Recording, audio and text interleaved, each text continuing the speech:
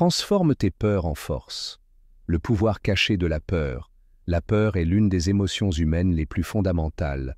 Elle est souvent perçue comme un obstacle à surmonter, un ennemi à combattre. Pourtant, derrière chaque peur se cache un immense potentiel de transformation. Ce livre propose une approche différente.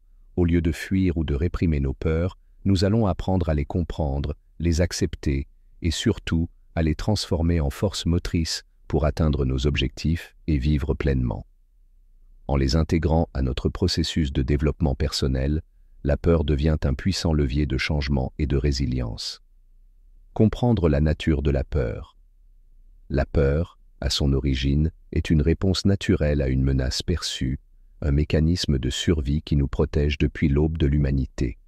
Cependant, dans notre société moderne, les peurs sont souvent plus psychologiques que physiques.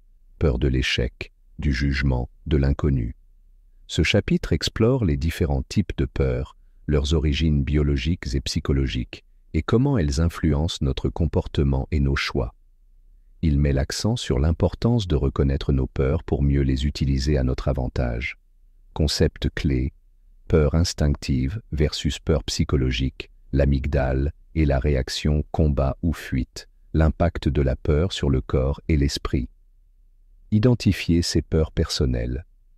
Avant de pouvoir transformer nos peurs, il faut apprendre à les identifier clairement. Ce chapitre propose des exercices de réflexion pour aider le lecteur à comprendre quelles sont ses peurs profondes, souvent cachées sous des rationalisations ou des excuses. Les peurs peuvent se manifester de manière subtile à travers le doute de soi, le perfectionnisme ou l'évitement. L'objectif est de prendre conscience de ces peurs personnelles pour ne plus les laisser agir de manière inconsciente. Exercice. Tenir un journal de la peur, où chaque jour, le lecteur note les moments où il a ressenti de la peur, qu'elle soit intense ou discrète, afin de reconnaître des schémas et des déclencheurs. Démystifier la peur de l'échec. La peur de l'échec est l'une des plus grandes barrières qui empêchent les gens de prendre des risques et de réaliser leurs rêves. Ce chapitre explore comment l'échec, loin d'être une finalité, est en réalité un élément essentiel de la réussite.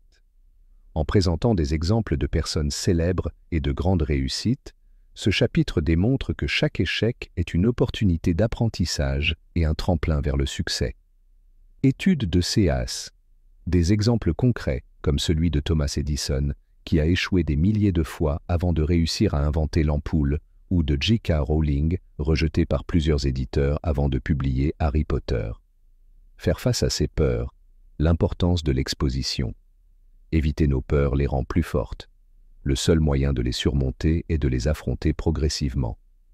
Ce chapitre introduit la méthode de l'exposition progressive ***, qui consiste à s'exposer volontairement à des situations qui nous font peur, mais de manière contrôlée. En agissant ainsi, la peur diminue et devient plus gérable. Le processus de désensibilisation progressive permet de développer une tolérance face à la peur et de renforcer la confiance en soi. Exercice pratique. Élaborer une liste de situations effrayantes, les classer par ordre de difficulté, puis commencer par les plus simples et avancer petit à petit. La peur comme moteur de la réussite. La peur produit de l'énergie, une montée d'adrénaline, une augmentation de la vigilance. Ce chapitre montre comment rediriger cette énergie pour stimuler la motivation, la concentration et la créativité. En apprenant à utiliser la peur comme un déclencheur de performance, on peut transformer le stress en un facteur de succès. La peur devient alors un signal non pas de danger, mais de potentiel.